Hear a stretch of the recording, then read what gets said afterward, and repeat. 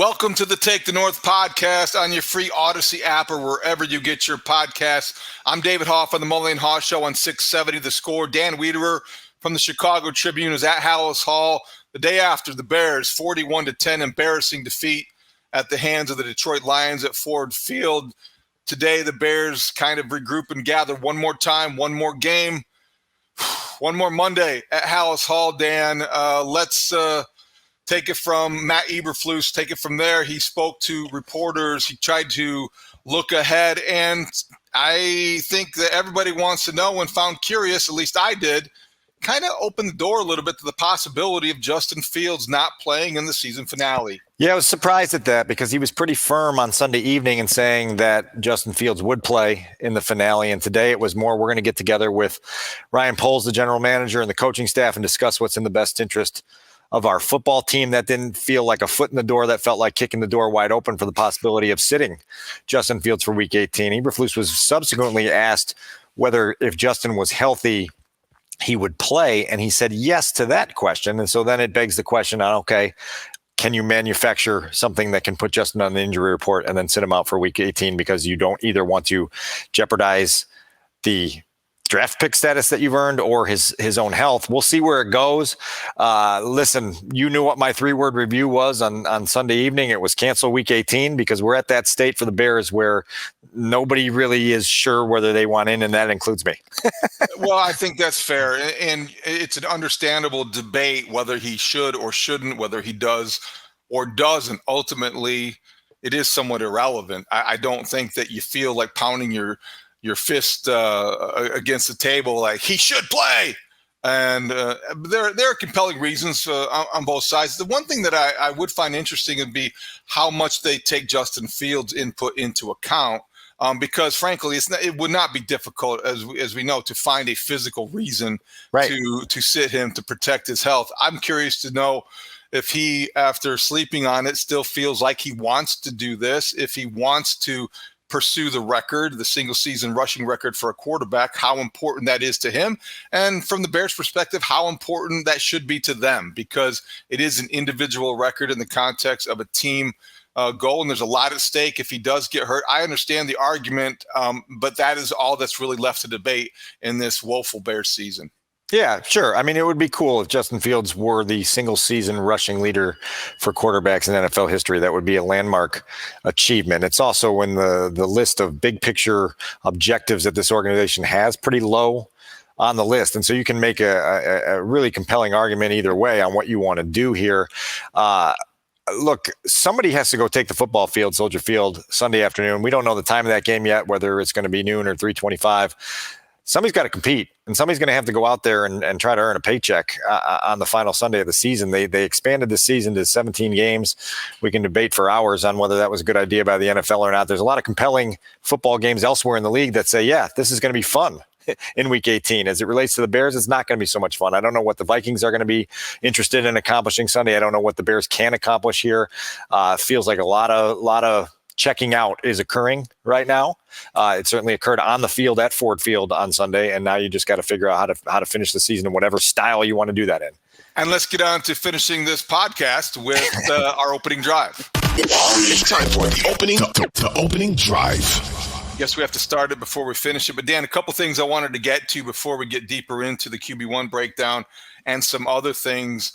Yeah. The first would be, let's get to the bottom, or at least try to get a further explanation. We talked about this on the Mully and Haugh Show, and I certainly think it merits further discussion. Dante Pettis was deemed a player that passed concussion protocol during the game, and I guess theoretically could have gone back into the game. And I want you to clear up some of the details, because you heard from Matt Eberflus today. He was apparently able to play, but then went to the hospital and flew back on a different flight than the team because he had blurred vision. So how does a player a concussion protocol able to play, but hey, don't drive home? You can go in and play football, but I wouldn't trust you behind the wheel. Well, let's just be honest and be forward in one aspect, in that he wasn't cleared to go back in the game. He cleared concussion protocol, so they determined that he wasn't concussed. But no one said, hey, you've got the green light to go back on the football field and play. Okay. Matt Eberflus said after the game that the blurred vision is what sent Dante to the hospital for further evaluation. He was able to get checked out there and given the green light to get on a plane separate from the plane that the Bears took home from Detroit and fly home on Sunday night. And he's going to be evaluated further. He's just not in the concussion protocol. Now, the question is certainly relevant on how do you suffer a head injury that causes blurred vision and then not be in the protocol for further evaluation. I do think that there is a victory here in that they didn't have him clear the concussion protocol and say, go back in. They did send him for further testing. He did leave the stadium and go to a hospital. And so in some regards, you're happy that those safety nets are in place and still working properly and that Dante Pettis didn't put himself at further risk. We'll see what happens throughout this week, and we'll maybe get a chance to talk to Dante as early as Wednesday to get sort of his sentiments on where he's at. There's no doubt that is the good news. No question about it. And that's why I want some clarity, because I don't want to exaggerate, because I do believe that there is a little bit of confusion there. I don't know if it's just me, but we heard from people this morning.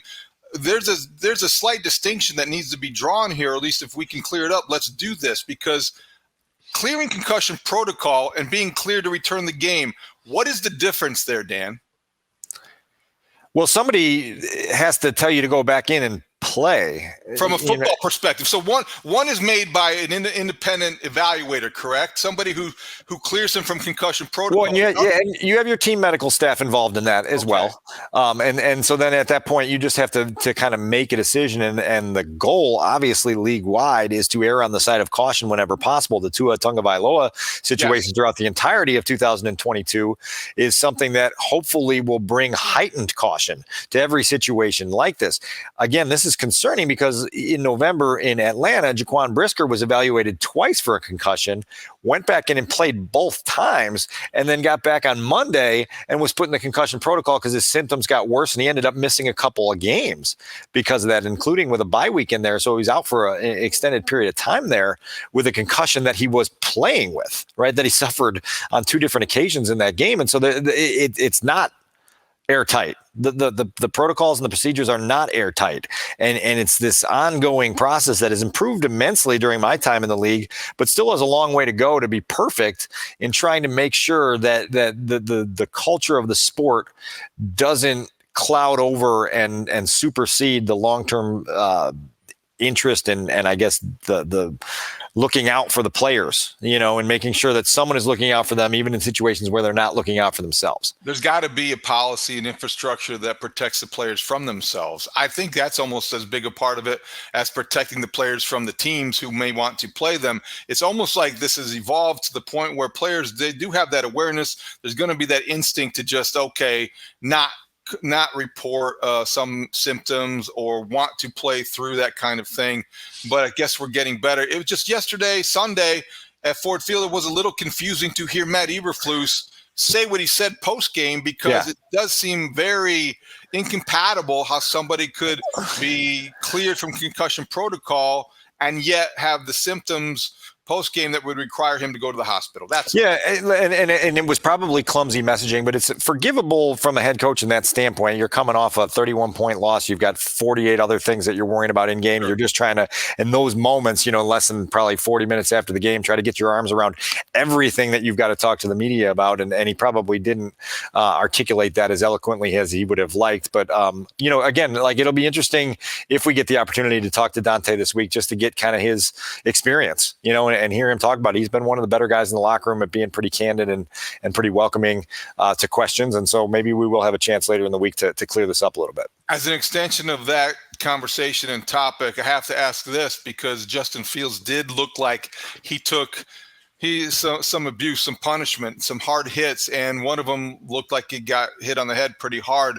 When Matt Eberflus opened the door by saying he needed to be fully healthy, was there any concern about the fact that he might have suffered some sort of head injury, or he might be entering protocol? Has there been any discussion about that? No, that wasn't expressed. That was not asked. That was not insinuated. None of that in regards to that. You saw early in the game when Justin Fields broke off that long 60-yard run, he got up and he was kind of hobbling a little bit after that. And he didn't run the same way the rest of the afternoon. We've seen him in multiple games this year need to get up on a table and get worked on with massage guns and people helping him get stretched out. tough guy for sure. He's endured a lot physically this year, certainly a lot emotionally and mentally as well. We'll see. We'll see where this goes in Week 18. It is a footnote that he did not play in Week 18 last year in Minnesota. That was COVID related back in those days, and so this is just another wrinkle in the road here. Got to ask this, and I know we talked about this a little bit on the radio on Monday morning. You sometimes wonder what Justin Fields is thinking, because he does keep things pretty close to the vest. And when he's open up, he's transparent, and that's always refreshing and nice to see. But you seldom kind of wonder or have to be guessing what he's feeling, because you do see him getting stretched out. You do see him, making, when he's going through pain, he's grimacing. He's open about how he's enduring this pain related to an injury or related to a hit. In any way, is that indicative of anything, Dan? Because he could have had many things go wrong yesterday. He could be playing through a lot of pain that we're not aware of, or look like yesterday when he's getting stretched out, like, oh my gosh, he grabs his leg and think, what's wrong with him? Is this just because we have heightened awareness of everything that happens to Justin Fields? Or is he just somebody is going to, when he has something wrong with him, you're going to know it? Yeah, no, I wouldn't go there. I don't sense that at this point. I think that obviously he's a unique player in the things that he's asked to do at that position. And so when you take on that kind of toll and that kind of strain, things add up a little bit quicker than they do on guys that aren't running around as much, that aren't taking as many hits, that aren't subjecting themselves to the punishment that Justin Fields takes. I think it was interesting on Monday to hear Matt Eberflus say that one of the things that they continue to harp on is, look, we understand that you're pretty dangerous as a tuck and run scrambler, and obviously the 60-yarder on Sunday is another example of that. But there are times in a game where you've just got to get that ball out of your hands and throw it to somebody that's paid to catch the football and run with it. Running back, check down receiver, tight end, whatever it may be, and take some of the toll off of that. We talk all the time. This is all cumulative. All of this is cumulative. And so you have to be aware of that in the long-term perspective that you have for your quarterback and your franchise. They're working with him on trying to become better in those regards, at not relying so heavily on that tuck and run scrambling ability, while at the same time not trying to take that gift away from him, because it's what's injected so much hope and excitement and entertainment into this 2022 season in so many ways. That's true. Just sometimes he looked like he's 23 going on 55. It's just seemed like, oh man, I can relate to that pain in your back or in your calf or whatever. But you're the quarterback of the Bears. You shouldn't be grimacing when you bend over. But I think he's also subjected to a lot more punishment. As someone who's 46 going on 82, like I get it. So maybe I just empathize a little more, and I can see it from his eyes. All right. So what else did you hear Haugh post the day after the debacle in Detroit? A lot of D's there, but yeah. Velus Jones had some stuff to say. Did Matt Eberflus say anything else worth noting? Yeah, we got to talk to Velus Jones and Jaquan Brisker on Monday afternoon. Obviously, Velus Jones, the big kick return at the end of the first half. He also had a 13-yard end around, which is a pretty nice run. It's something you'd like to see more of, getting him folded into the offense. He didn't play much at all offensively. I don't think he played a single snap in the second half on offense, and that's troublesome for all the reasons we've talked about for months. But the kick return was a big deal, and it wasn't the first big explosive kick return that Velus Jones has had here in the last month and a half. And to see him kind of finding his footing as a kick returner is encouraging. Now, David, there were 8 kickoffs that the Lions had yesterday because they kept scoring, and I kept getting to hear that dude with the deep voice who gets in the end zone every time they score a touchdown. Forward down the field. You know the song that gets stuck in your head by the time you leave Ford Field. And Velus Jones was only given the green light to bring one of those out. They have certain rules. Obviously, the one at the end of the half, you say, we're not really concerned with field position here, try to break a big play. And he does. And he takes it across midfields and gives you a chance to squeeze points out of it. We had a chance to ask Velus about that sequence. Here's some of what he had to say on Monday afternoon. You obviously had a full green light on that kickoff right before halftime. Can you just walk us through kind of just the entirety of that and how it opened up for you the way it did? We got the green light, by HT. So, we're taking it out regardless. So I knew they was going to try to kick it out. I'm just glad they didn't kick it out the back of the end zone. As you see, it was like a right return. But, my teammates, they made some incredible blocks to open up lanes for me. So that's definitely not possible without them. Everybody was on somebody. They were knocking people down. It was really like a yellow brick road. I was just skipping down the lanes. Really wanted that one, But, at the end of the day, special teams, it's all about, helping the offense and defense and put them in a great position. Was there a moment there where you thought it was going the whole way? Oh yeah, most definitely. Felt like I could have pressed the kicker more. I knew I was going to get around him. But I know a guy came off the back end, but I didn't see him. I was trying to keep my balance to stay in bounds. And when I looked up, he was sitting right there. So it's like I ran out of options right there. Couldn't really break down because I was by the sideline. He played 5 of 52 offensive snaps Sunday afternoon, David, and that's an example of a guy who's just not earned enough trust to fold in. And it's crazy because this has been a season in which the window of opportunity for someone in the receiving corps to come in and carve out a role has been wide open. And he hasn't been able to do so. Again, his only offensive touch was on a jet sweep, something where you just give him the ball and you don't have to have him go out and run a route or catch a ball. So that's where they see him right now in this offense. Yeah, if he's going to be a part of this process, the winning formula, if he's going to be part of any team that's any good in Chicago, he's going to have to be a weapon in the return game. And I think that he's going to have to evolve as a weapon in the offense. I don't know how much to trust him. I think we're getting to the last game of the season. That still remains a question mark. I don't understand how the Bears decide to play their wide receivers, though. Of all the things in this offense that baffle me, how they disperse snaps to wide receivers is on the list. I don't know how high, but it's on the list, whether it's Chase Claypool getting 19 snaps or Velus Jones and his mysterious usage in and out. I don't know how they determine that. And I don't know if it's because, and maybe I don't even know if it matters because there's nobody really that's standing out so far since Mooney went down. But I do find it curious on a weekly basis that we get to the end of games and you look at the play sheet and you're like, whoa, wow, right, 15 snaps. I don't understand that. And I wish maybe this week Luke Getsy could be pressed on that because I'd like to know more about how they come to those conclusions. Byron Pringle played 39 of 52 snaps on Sunday. Equanimeous St. Brown was 32 of 52. Claypool was 19 of 52. Pettis 14. And then, as we mentioned, Velus Jones 5.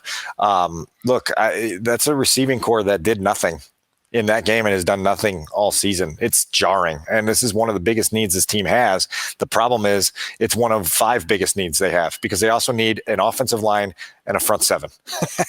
Well, so good luck getting all the bodies you need to turn this team into a competitive football team again. I'm just, I don't want to get down the same road we've gone down 100 times before, but I'm just going to continue to beat the drum of this idea that, losing 14 games with one of the worst rosters in football, which is almost unanimously decided upon, suddenly positions you to do big, great things. They have way too many needs to fill to feel good about the direction of where things are right now. I think that was the overwhelming message, loud and clear, that was delivered on Sunday, because regardless of how excited you might be about the quarterback in Chicago, there's so many more holes that are needed to be filled in this offseason to make you think that you're more than just one offseason away from respectability.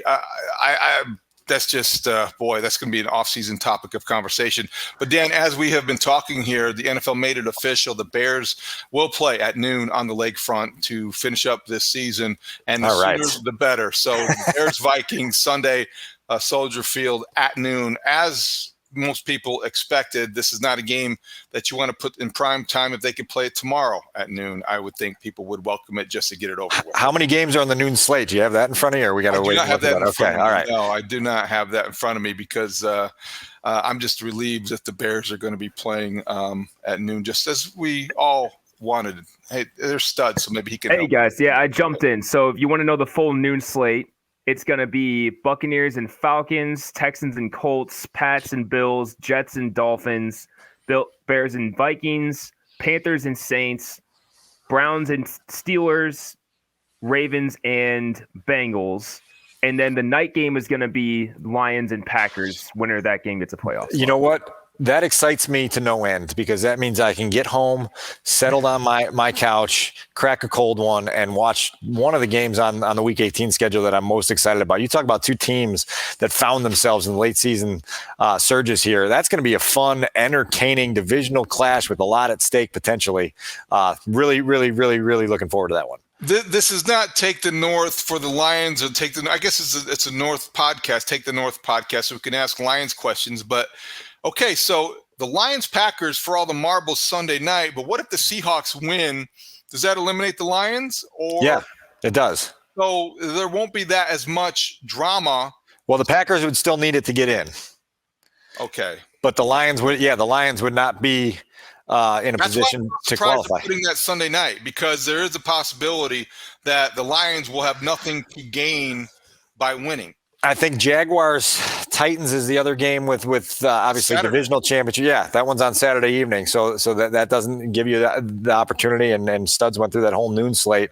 It's going to be interesting. So I guess we're rooting for a Seahawks loss for maximum theater, right? Maximum theater is what we want. We like maximum theater. I agree. Yeah, definitely. All right, Dan. So before we get into our QB1 segment, I want to segue there by asking you about a quote from Ryan Poles pregame on Sunday in WBBM. You tweeted it out this morning. I talked about it on the radio because it stood out to me, and I do think it's interesting, even though I don't know if saying it out loud without necessarily well, I'll just read it because the context says, quote, talking about Justin Fields here as a passer, quote, he's shown ability to make a ton of plays with his legs. No one questions his playmaking ability, but really growing as a passer is going to be the next step. That's the general manager talking about his quarterback, and that sounds like a very honest assessment of Justin Fields, the passer. Do you think that people should be surprised by that at all based on its relative objectivity? I think people were surprised by it. Should they be? I don't think so, because I think this is a talent evaluator with some big decisions ahead of him trying to figure out what exactly he has in place with every single player he currently has on his roster, including the most important one, which is the guy who wears the number 1 jersey. I think right now, more intriguing than a Week 18 game at noon at Soldier Field against the Vikings is the next time that we get to talk to Ryan Poles, which conceivably will be in Week 19 here up in Lake Forest, to get his full assessment of the quarterback and what he saw from him. Again, the last time we really talked to him about Justin Fields was before the Monday night game in New England back in October. And the story has changed multiple times since that night. And it's just really, really compelling stuff to hear from the general manager so that we can have a better gauge on how he's going to approach this offseason and what he's looking for.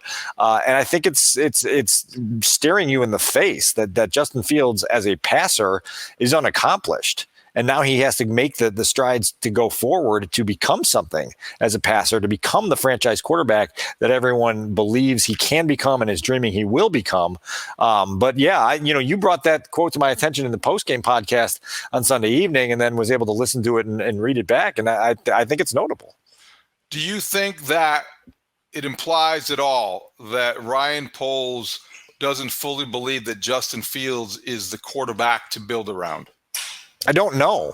I really don't know, and I think that's why we need to kind of have a string of people in the media room when Ryan Poles speaks next. I think there needs to be a calculated approach to trying to learn as much as we can to answer that question with more information, even if it's reading body language sometimes, right?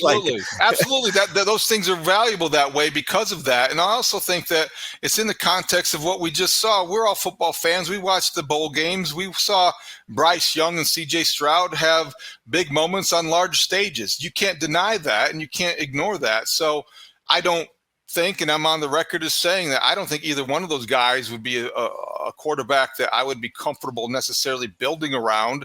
But we all know how the draft works, and you know that both those guys playing well, number one, helps the team in the top 5 because it puts a premium on those draft picks. But number 2, I guess I do wonder what Ryan Poles sees when he evaluates a quarterback. Is he looking for somebody like Justin Fields, who is he's an unorthodox star? He would be the Lamar Jackson mold of NFL quarterback. as opposed to somebody in the more traditional sense, the Patrick Mahomes type, if you will. There's nothing traditional about Patrick Mahomes necessarily, except for that he is a downfield passer who gets it done and is an MVP caliber talent. I think that Justin's a totally different player than Lamar Jackson, and I think those comparisons have been made for obvious reasons all year, but are probably not on parallel tracks because I think Justin has more arm talent. I think he has he's more polished with the way he throws the football. The problem with Justin sometimes is not really understanding what quarterback at the NFL level is about, which is quick, efficient decisions, be decisive, get the ball out of your hands, live to see the next play, and when big play shots are there, take your shots and capitalize on them more often than you don't. He's got a long way to go in that department, but I do think that if you could squeeze the maximum amount of potential out of him as a passer, he's got a ceiling that's 3 floors above what Lamar Jackson would be as a passer. And now it's just up to the Bears to see where they go with this. And Ryan Poles is about that. I mean, like, if you are a general manager and you at some point in your tenure want to take your big swing at a quarterback, you have to figure out what it is you want and when it is that you want to take that swing. That's not an easy decision to make. Ryan Poles is going to have to at least shed some light on that. And given what you and I have experienced and what the city's experienced through the entirety of 2022 with Justin Fields, anything less than a full vote of confidence that he's our franchise quarterback and the guy we're going to build around is going to not only cause waves, but there's going to be a tsunami in Chicago if he makes that statement. I don't think he can make that statement. That's where I'm coming from. I don't think that he can afford to waver at this point of his tenure. Nobody has a lifetime contract, and it doesn't matter if he's in his second season. If he doesn't fully commit to Justin Fields, I don't know what he's doing, because maybe he feels backed into a corner, but I just don't know how you come out of this season concluding that anything other than Justin Fields is the quarterback that you need to build around. Even though he may not be your ideal prototype, he is the one you're not stuck with him. Nobody's stuck with somebody that good or talented. But I do think that this is it. If you want to call it an arranged marriage, make it work. Well, certainly, I mean, because you weren't forced into taking this job, right? I mean, you knew what was in place when you took the job, and you certainly would like to see this through with a guy who has shown this much promise and this much potential and this much leadership, right? Like, I think one of the things that's been truly the most impressive about Justin Fields' season is the way he's handled everything that he's dealt with. The dude is an absolute DNA guy in terms of what you want in your locker room as a leader, what you want as a worker, what you want as a unifier, what you want as, a guy that can be the engine of everything you're trying to build. So again, like it's too early to get out on speculative side roads here.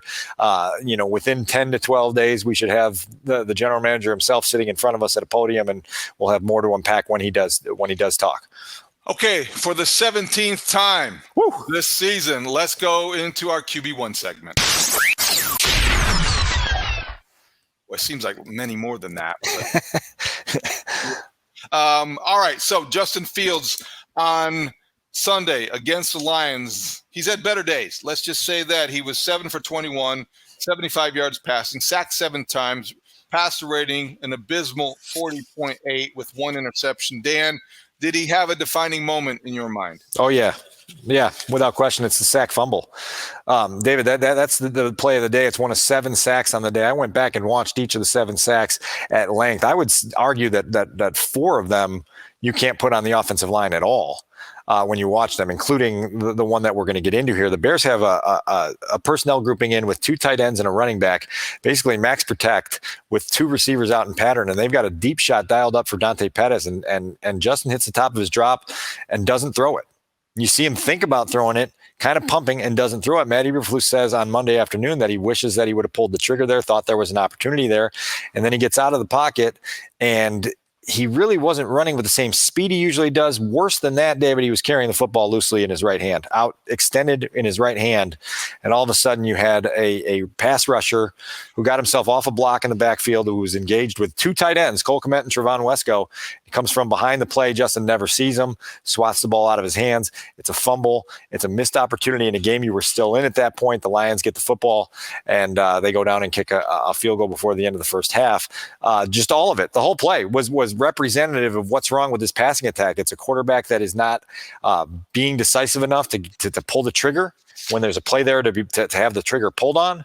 It's a quarterback who gets out and doesn't show ball security. The Bears obviously didn't block it up well. They didn't recover the fumble. You name it. Everything went wrong, and it was a defining moment in my eyes.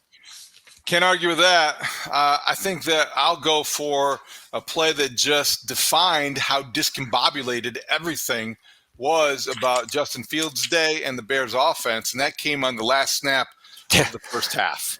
So the Bears get the ball at the Lions 45 after the 63-yard kickoff return. And after Dorothy and the Lion and the Tin Man went skipping down the road, they had the ball in Lions territory. Yeah, they're skipping down the road, still looking for a little heart. But I do say that they're at the 45-yard line, and you're thinking, okay, big arm guy is going to let the big arm fly. And you're going to throw down the field like any self-respecting offense would let their quarterback do, right? No, I don't know what the Bears were thinking. They went in slow-mo. They snapped the ball to Fields. He looks around. Nobody's doing anything. And they're almost hiding by the Lions sidelines is Aiden Hutchinson. Yeah. And Justin Fields never sees him. He's throwing it away like he figured he's going to throw it away, because why would you take a shot down the field when you have that big arm? And Aiden Hutchinson, the Michigan guy, intercepts the Ohio State guy because the Ohio State guy never saw him hiding. How do you not see that? I know he was hiding. How do you miss a guy who's 6'3", 280 or whatever he is, and he gets his third interception of the season, only player in the NFL with 5 sacks and 3 interceptions. Aiden Hutchinson picks off Justin Fields, and that was one of the weirdest plays on an awful day for the Bears. I don't know who his third interception's against, but I know he had one against Justin and he had one against Aaron Rodgers. So we can maybe see who that third one was against and see if he pulled off the trifecta in the NFC North, maybe. He's taking the North one pick at a time. There you go. That play was designed to get them in field goal range. With 7 seconds left, they wanted to get a sideline route. They have no timeouts left, so obviously the Lions are going to be defending deep and they're going to be defending the sideline. And Matt Eberflus, listen, I asked 4 players in the locker room after the game, and then Matt Eberflus to explain that on Sunday evening. He came back and tried to explain it again on Monday, and I still don't have my brains wrapped around how that play works if it's executed properly. The Bears pride themselves on situational execution. They practice it. The 2-minute drill is something that they put extra periods in December because they wanted to get better in those situations that swing games. And to have that kind of malfunction where it's some misalignment before the snap, there were guys running half speed. Justin didn't love what he saw, and rather than just dirting it or doing something else with it, threw an interception right to a guy. I don't know. You're right. I mean, that was a play that was sort of a snapshot in a day full of them. My runner-up on defining moment was a play where they had 2 offensive tackles called for holding, and they still got sacked. So, that was the day in Detroit. All right, the next category in our list of 4 is on the bright side. Was there one? Yeah, it's the 132 rushing yards from Justin Fields, the majority of those coming in the first quarter when he topped 100 yards. He obviously had that sweet run on the gadget play where they got Cole Kmet to motion in, get under center, and everybody in the building thinks it's going to be a Cole Kmet sneak for 1.5 yards. They pitch it to Justin. He gets a good block from Braxton Jones on the edge. He gets a good lead block from David Montgomery as a fullback, and he takes it for 31. And so that's a moment there where you say, okay, you've got opportunities now to get creative, to do some gadgety things because of things you've succeeded with earlier in the year, and now you've got this special gift as an athlete in the backfield that opens the doors for those things. That was Justin's 4th 100-yard game of his career, a 3rd one this season, and now, as you mentioned earlier, it puts him on the doorstep of chasing down Lamar Jackson in Week 18 if he plays. Right, he's got an opportunity to very easily become the all-time single-season rushing leader as a quarterback. I think he needs 64. Am I correct on that? And he's been averaging 90 for the last 11 weeks. So we'll see where it goes. Striking distance easily. Yeah, that was my favorite play of the game. I think Luke Getsy had they were sitting on that one for a couple of weeks. I love the Cole Kmet sweep pitch to Justin Fields, who was like a tailback, and it was student body left, and there he goes. All right, but I'll have to pick another one. I'll pick the other run, the 60-yarder. How many runs over 55 yards does he have this season? Another explosive play. He looked like he was grabbing his leg at the end of that run. I wonder what happened. I don't think on that play he topped out at 21 miles per hour. I don't think he could have outrun a Prius on that one, but he was right around 20. He was a little bit impaired, but he was still Justin Fields in the open field. And I think that is when he is at his best. And so on the bright side, that 60-yard run was my play of the day for Justin Fields. Yeah, and it was Kirby, Joseph, and Harris that caught him down inside the 5-yard line that kept that from becoming another end zone celebration. And so Justin didn't pull away like he has so many other times this season. And and then he got up, obviously feeling a little bit sore or a little bit twisted with whatever went down on the tackle. And our guy Adam Studzinski, who is Mr. Bears Google, says that Aiden Hutchinson, his third interception was against Daniel Jones. All right. So Daniel Jones, Aaron Rodgers, and Justin Fields are the three quarterbacks that he has picked off as a rookie. All right, the moment. There's so many to choose from. What was yours? Honestly, David, my moment was the entire second half.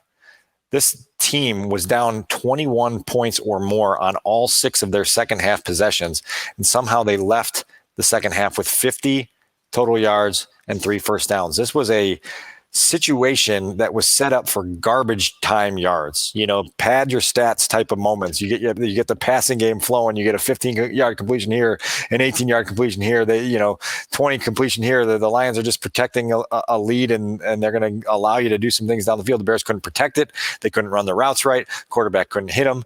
It was just an embarrassment. And the 6th sack on the day is representative to me of again, a quarterback holding onto the ball too long. Justin Fields had the ball in his hands for 8 seconds on that play. And the guy who sacked him, who was all over him all afternoon, James Houston, was dropping in coverage when that play began and then saw, oh, wait, this dude's not going to get rid of the football. I'm just going to charge up and take him down in the backfield for what ended up being a 9-yard loss. And it was a representative of everything that was going wrong. And again, in a game like that, where you are down big against the league's worst defense, to have that lack of offensive productivity and that lack of passing productivity, if that doesn't set off alarm bells for some people out there, or at least raise the concern level by 1 or 2 levels, then I don't know, you might be helpless. Yeah, that's a good one. I mean, it's all very depressing for a Bears fan's perspective. I think the moment for me is a play you described. It's going to be redundant on a day where nothing worked well, but when you lack the awareness that Justin Fields lacked in not securing the football, and you have the strip sack or the strip fumble from behind and you lose it. Jonathan Vilma in the Fox booth even pointed that out, that he has to have better awareness, and that underscored just how bad of a play that was, because Justin Fields isn't a rookie, and he typically does have better awareness because he is it's such a necessary part of the job, because he's always got people coming down, bearing down him from all different angles. But that was, to me, the biggest moment on a day full of them. No question. Big number. What's your big number? Well, mine is 7, and it's what we talked about on Sunday afternoon. It's the number of sacks they gave up. It's the number of completions they had. It's the number of punts they had. You don't want those numbers matching up. You just don't. You don't want that to be a 7-7-7 across your slot machine. The Bears have to be better there. One other number to give you, just as we talk about Justin Fields as a passer, he's got 4,112 passing yards for his career. We're 25 starts in. Just dropping that out there. If I put it on Twitter, it would cause a firestorm, but I'm just dropping that out there. 4,112 passing yards with 25 starts. His second season may be over, right? We don't know if he's going to play this Sunday. 4,112 passing yards. Did I hear a New Year's resolution in the making there, avoiding Twitter firestorms? No. Okay. Good. That's good, because I think those are interesting sometimes. Dear Twitter, you don't have anything to worry about. Yeah. Okay. Good. I'm relieved. My big number would be 10. It's the number of carries that Justin Fields had. Congratulations, 132 rushing yards. It puts him in a position to break the all-time record. But 10, as in the number of points scored. The Bears scored 10 in the first quarter, and then they stopped playing. They gave up 34 unanswered points. They lose 41-10, and you are playing against one of the worst defenses in the NFL. A team that's giving up an average of 4 touchdowns a game practically, and you score 10 points as an offense. You are broken as a roster. You are broken as an organization. You need to be fixed. That's another way of saying that you are broken. 10 is my big number I'm also going to repeat what we mentioned on Sunday, that over the last 6 games, they've averaged 16 points a game. Right. This was supposed to be an offense that was setting the world on fire. 16 points a game for a 6-game stretch. It's not there. To your other number 10 about Justin Fields' runs, I broke these down on my rewatch. 4 of those were tuck and run scrambles. 4 of them were zone read keepers. 1 was a quarterback sweep down in the red zone, and then obviously the gadget play with the Kmet pitch. So that's the breakdown of what those 10 runs looked like. I like the gadget play. I like that. Loved it. Can Cole Kmet play quarterback in the option, and we can go wishbone with David Montgomery, Herbert, and Justin Fields? So listen, Larry Mayer and I were the last 2 people talking to Cole Kmet on Sunday, and we said, obviously, you've evolved this play from a tight end sneak here on short yardage to a pitch to your quarterback. The next wrinkle in this is obviously letting you take that snap, dropping back, and letting one fly. We'll see. Cole's an accomplished baseball pitcher. He's obviously got an arm on him. We'll see if Luke Getsy can wrinkle that in for 2023 at some point. All right, let's get on to our final segment with a look ahead.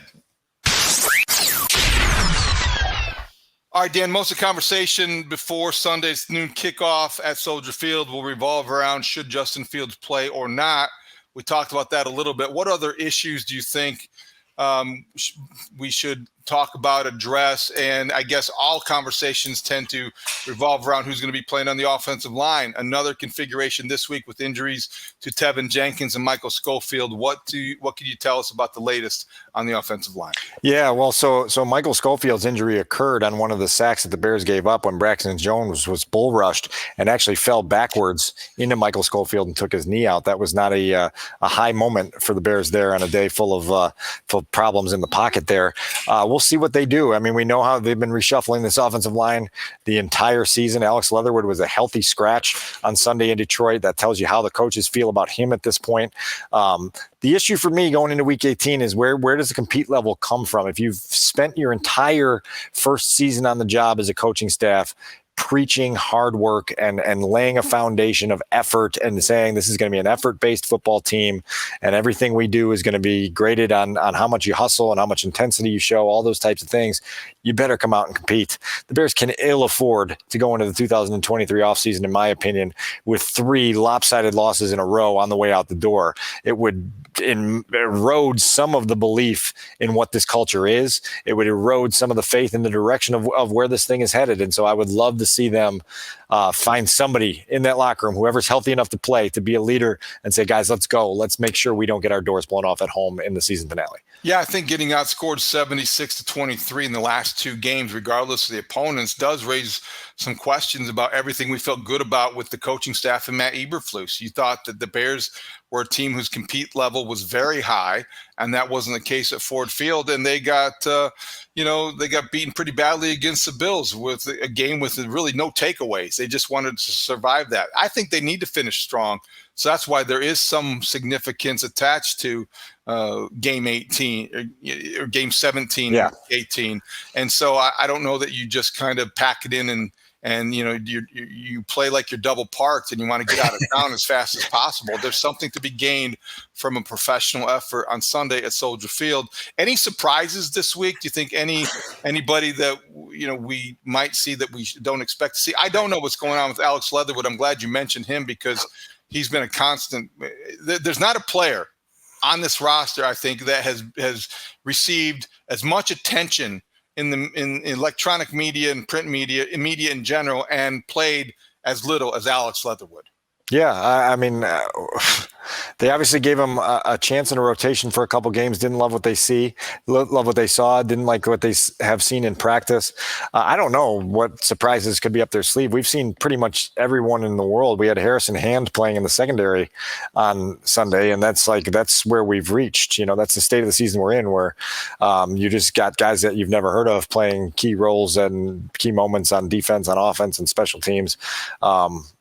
Cancel Week 18, right? I'm standing firm with that. I know no one's going to tell Roger Goodell and company to grant that wish. I think the Vikings would be up for it too. I don't think they have much to gain in playing this game Sunday as they go into the playoffs as the Take the North champions.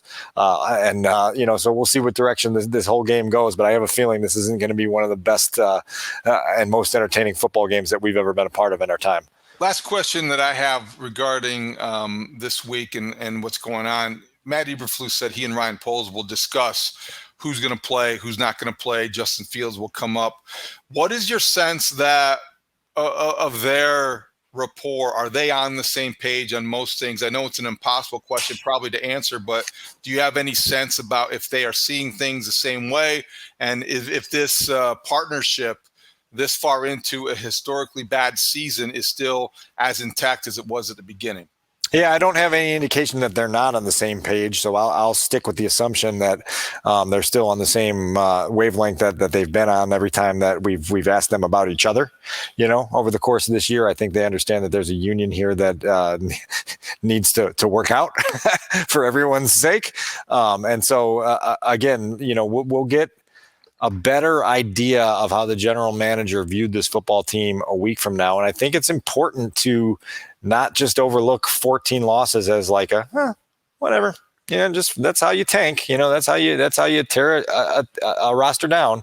We talked about it on the radio. Anybody can just tear it down. I gave you the Seinfeld reference to the car rental place. Anybody can just take the reservations. It's actually keeping the reservations that means something as far as it relates to the Bears rebuild. Anyone can tear it down. The real challenge is now building it up to a level where it can sustain. I'm going to be working on something for week 19 to just kind of assess which teams in the NFL, David, are relevant by the standard that I've set, which is either make the playoffs 3 years in a row or be in the playoffs 5 out of 10 years. And looking back on the last decade, obviously we have to wait till this year's playoff field is set to break that down a little more, but it'll give us something to talk about next week because I think it will show you, okay, what are the organizations that are doing it properly and showing an ability to sustain success and which ones aren't. The Bears finish in last place more often than they go to the playoffs. It's not a really good place to be. They haven't won a playoff game since January 16th, 2011. That's 12 years ago. That's 3 jobs ago for me. That's three jobs ago. I think that I don't even know what I looked like in 2011. I can't remember 2011, but that's how long ago it was. I remember being there. I remember when they did that. But wow, you're right. I look forward to that because relevance is something we throw around a lot. And the Bears have played in the NFL longer than anybody, and this is their worst season ever. If they lose on Sunday, that's more losses than they ever have had. And that's in the history of ever. That's right. Really bad. I don't know how you recover from that, where you just dismiss that and say, oh, you know what? We're rebuilding. Right. And if you're the people in charge, you can't do that. You just can't do that. You just can't say, oh, we laid foundation. So that's all that matters. There's more to this. And hopefully I think they have the mental aptitude to understand that. I think they do. And I'll close on this because this is what we can maybe talk about a little bit next time and certainly moving forward. I do wonder if Ryan Poles, during his interview process with Bill Polian, George McCaskey, Ted Phillips, etc., explained or articulated that this was going to be the plan, that I'm going to get rid of all your good players, all of our good players, and start the rebuild because I'm going to tear it down to the studs first. I wonder if that was embraced, endorsed, or announced, because it has been maybe a little bit more severe than I expected. I don't know if I'm alone there, but it has been thorough in terms of the tear down, and now the rebuild begins. There's a point where the record doesn't go away, right? And that's attached to your resume at some point, and people will eventually forget about the context of many of these losses, and it's just about, okay, what have you done for me lately? And so we'll see. It's going to be a fascinating year. It's going to be a fascinating calendar year to see what we're talking about a year from now at this time. I think I think there's going to be some surprises along the way and some twists that we'll look back on and go, never saw that coming, and I can't obviously say what those are because then they wouldn't be surprises. I'd like to have one more question. Any Kevin Warren chatter at Hallis Hall? Any questions addressed about Kevin Warren and the potential team president, the Big Ten commissioner, who has stayed remarkably quiet, and I have not seen him quoted or even asked about him interviewing with the Bears. Yeah, and his 2 Big Ten teams lost on Saturday, and so there's no national championship game for him to attend and be part of that. that festivity in a week. There has been little chatter since last week. We'll keep our fingers on the pulse of that and hopefully get some sort of update. You know, typically when we have the season-ending press conference here at Haugh Hall, George McCaskey's available for a short period of time. Ted Phillips typically as well. I don't know what the case will be this year, given the unique circumstances with Ted on his way out and George still searching for a successor, on whether those guys will speak to us on the same day that Ryan Poles speaks to us next week. But certainly worth something worth keeping an eye on and asking about until we get to that day. Speaking of the Big Ten, I applaud you for forging ahead and doing this podcast in spite of the fact that your Illini gave up 9 points in the final 4 seconds and blew the whatever bowl they were playing in against Mississippi State.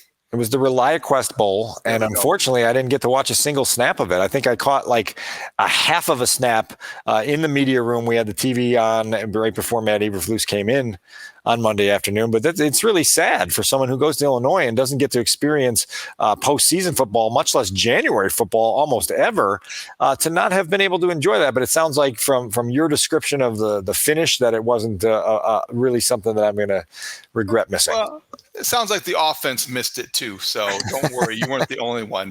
Well, Chase Brown didn't play, so that's right. Well, find your excuses wherever you can find them. All right, that was going to wrap it up. We're going to drop this Tuesday morning. We will be back on Friday morning to look ahead to the Vikings and Bears finale, mercifully on the lakefront, noon on Sunday. So, Dan, we're going to say goodbye. For Adam Studzinski, Dan Wiederer, I'm David Haugh. Thank you for listening to the Take the North podcast. Thank you for watching on the YouTube channel, the 670 Score YouTube channel, and the Odyssey YouTube channel. Download, listen, and subscribe. Give us some feedback, and we will talk to you on Friday. It's college hoop season, Illini Northwestern, Wednesday in Evanston. See you later.